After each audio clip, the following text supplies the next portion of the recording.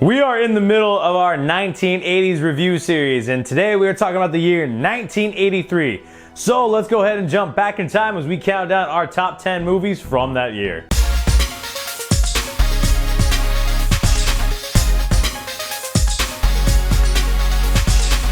What's up, everybody? Welcome back to Cinema Sermons. My name is Kevin, and today we are counting down the top 10 movies of 1983. Little caveat. Again, if there's a movie on here that you really love and you don't see it on my list, it's because I either have not seen it or I just didn't like it. For example, two movies that are going to be glaringly absent are going to be Halloween 3 Season of the Witch, which is starting to get a little cult following. Still haven't seen that movie. I'm probably going to try to watch it this year, but I'm not going to put it on this list because I haven't seen it. Or something a little more classic like Risky Business starring Tom Cruise.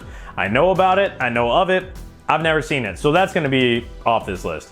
So the movies that are on it are movies that I have seen, movies that I enjoy.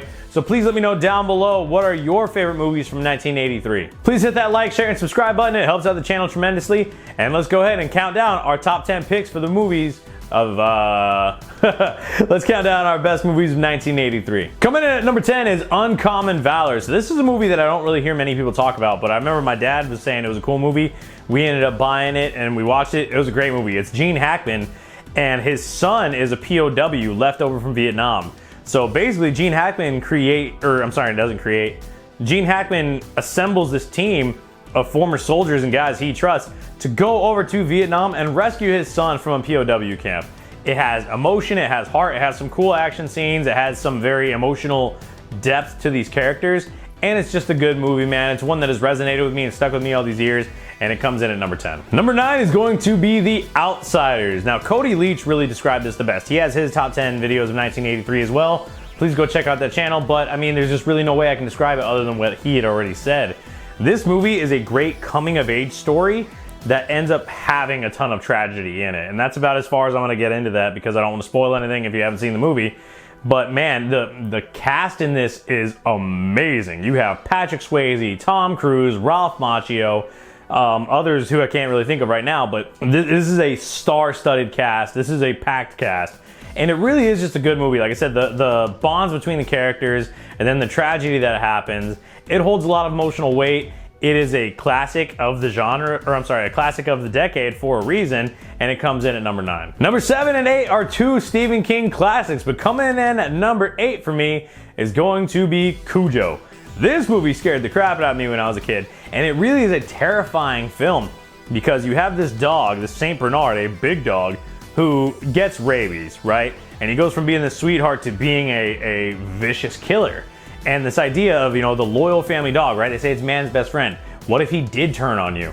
That's a scary thought in itself. It's a big dog that can kill you like a Saint Bernard, and you add in the claustrophobia aspect of when Dee Wallace and her kid are stuck in the car and it's hot and they're about to die of heat exhaustion and they need to get out, but this dog is there. Dude, it's a terrifying movie. It really is. It has some great practical effects, some great scenes, and it's a Stephen King classic, man. This movie is really well done, and it absolutely comes in at number 8.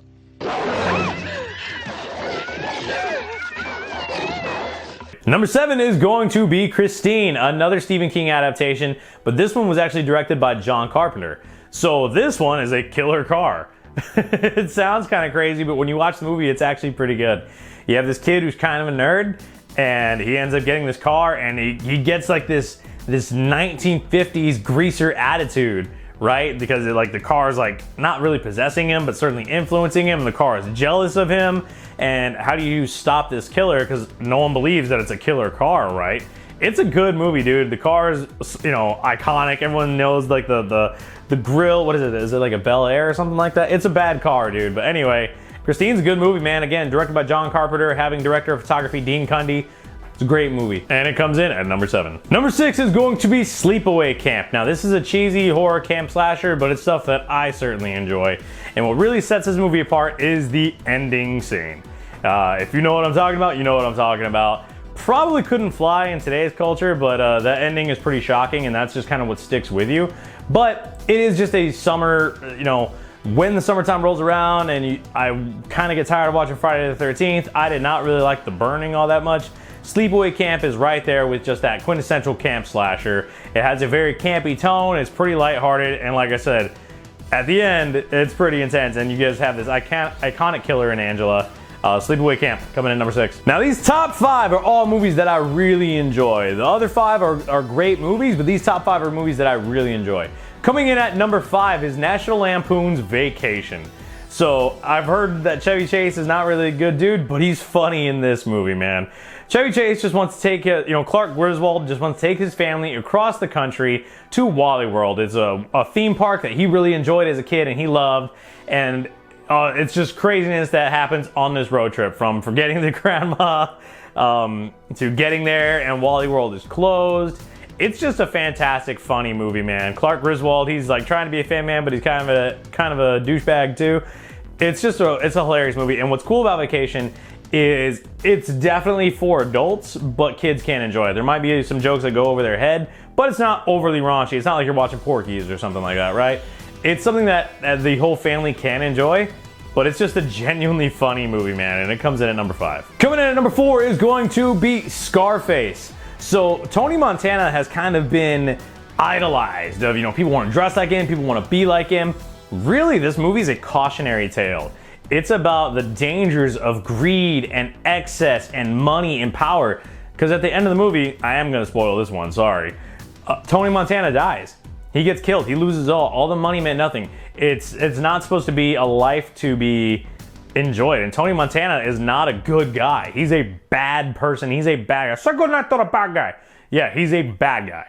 Like, Tony Montana's straight up a bad guy. But the movie is so well done. It's such a well-made story. I believe it's directed by Brian De Palma. It's just a fantastically made movie, and there's a reason that it's iconic, right? It has great characters, great acting. Al Pacino, it's one of his iconic performances, and it really is just a fantastic movie. It's a great movie. It's technically a remake of a movie from the 30s, but like I said, it's not a life to be aspired to. Tony Montana is not a character to aspire to be like. He's a bad guy, and it is indeed a cautionary tale of the dangers of greed, excess, money, drugs, and everything that just comes within that life. But it's a fantastic movie, man, and it comes in at number 4. Coming in at number 3 is A Christmas Story. This is quite possibly the most iconic Christmas movie of all time.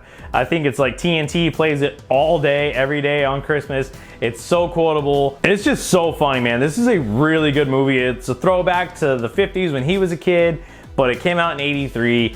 Everyone knows and loves this movie, man. It's quite possibly, like I said, the most iconic Christmas movie ever made. If you want to see a list of like my top 10 Christmas movies, let me know. I'll go ahead and do that this year. I'd love to do that. I love Christmas movies, and this movie is absolutely up there. Like I said, everyone knows this movie. Everyone loves this movie. It's hilarious, and it comes in at number 3. Coming in at number 2. Number 2 is going to be Trading Places with Dan Aykroyd and Eddie Murphy.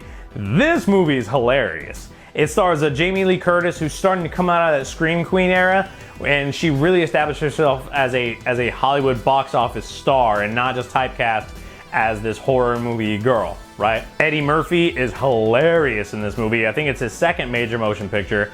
And Dan Aykroyd is so funny too, man. 2 comedy legends. And the premise of the movie is these guys on Wall Street make a bet for $1 that if they took everything that the socialite and Dan Aykroyd had and stripped him of it, he would turn to crime, and then they gave all the money, wealth, and power to the criminal, Eddie Murphy, they could turn him into an upstanding citizen. And the story revolves around that and what happened to them, and Eddie Murphy and Dan Aykroyd end up working together. It's a funny movie. It's so good. Me and my dad quote it all the time. Looking good, Billy Ray! Feeling good, Louis! Randy Meeks and Scream loved it. This is a great movie, dude. It's absolutely one of my favorite comedies. If I did a list of my top 10 favorite comedies, Trading Places is gonna be on that list. It's so funny, you just walk around, Merry New Year!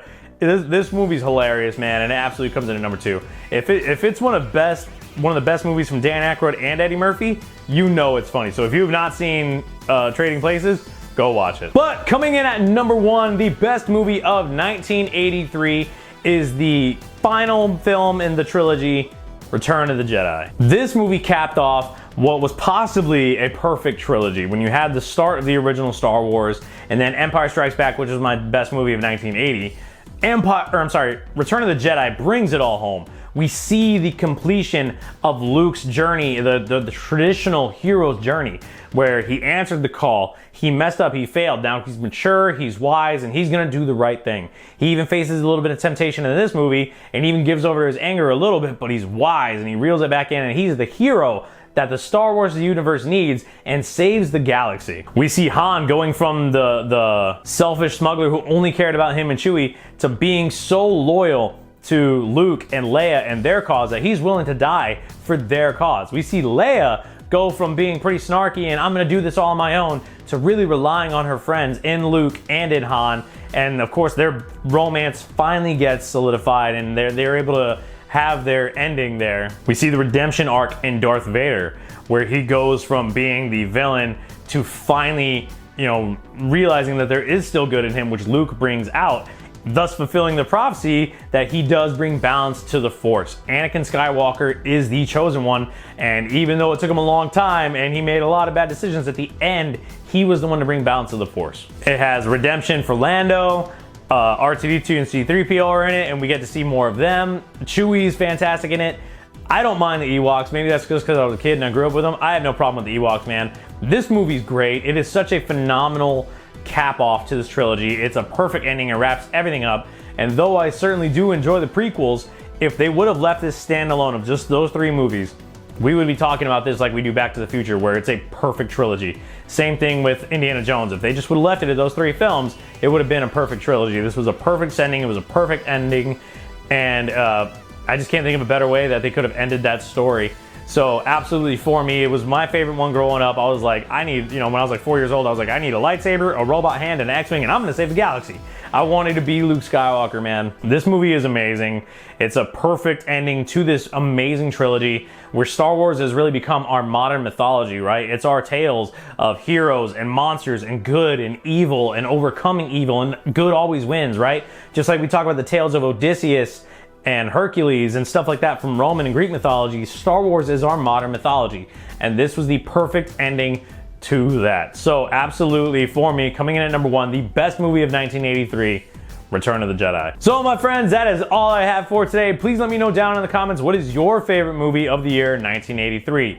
If there was something I left out on here that you didn't like, or I'm sorry, something I left out on here that you like, let me know what it is. If you disagree with anything on my list, let me know, but please do so respectfully. Please hit that like, share, and subscribe button. It helps out the channel tremendously. And remember, I love you, Jesus loves you. That's our story, and we're sticking to it. See you guys.